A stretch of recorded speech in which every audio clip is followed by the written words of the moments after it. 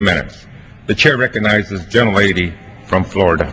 Thank you, Mr. Speaker. I'd like to yield myself such time as I may consume. Gentlelady is recognized. Thank you.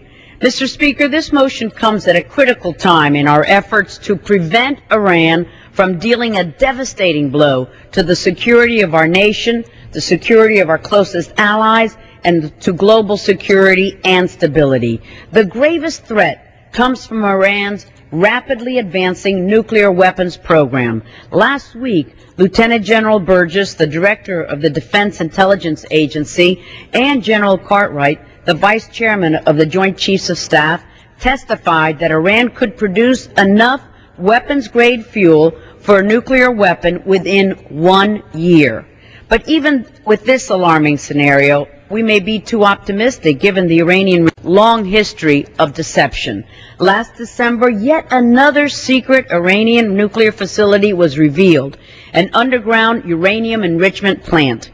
Inspectors from the International Atomic Energy Agency, or IAEA, reportedly concluded that this facility's capacity is too small to be of use in producing fuel for civilian nuclear power, but is well configured to produce material for 1 or 2 nuclear weapons a year.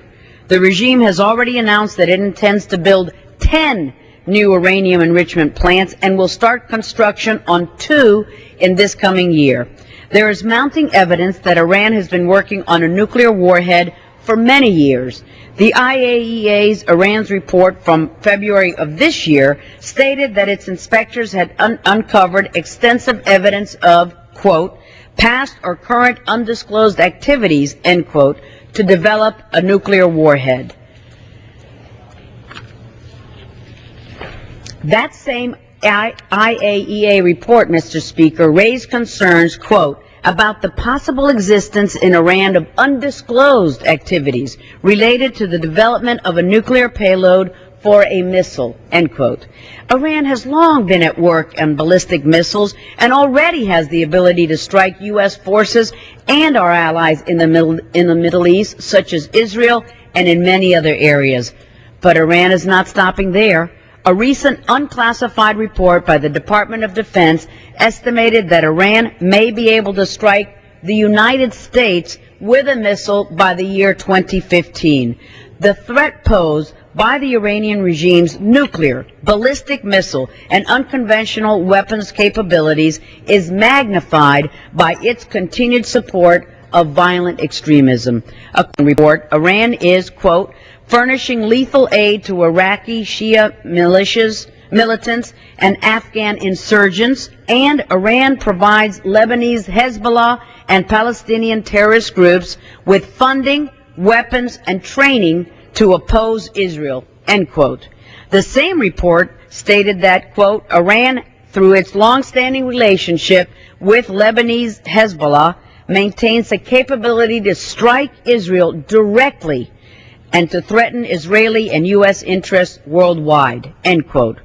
We know that Iran has a long track record in using these capabilities. The Pentagon report confirms that the Iranian regime has been involved in or has been behind what the report describes as, quote, some of the deadliest terrorist attacks of the past 2 decades, Mr. Speaker, including the 1983 and 84 bombings of the U.S. Embassy and Annex in Beirut, the 1983 bombing of the Marine Barracks in Beirut, the 1994 attack on the AMIA Jewish Community Center in Buenos Aires, Argentina, the 1996 Khobar Towers bombing in Saudi Arabia, and many of the insurgent attacks on coalition and Iraqi security forces in Iraq since 2003, end quote. In other words, when the Iranian regime threatens America and Israel with destruction over and over again, they may mean it.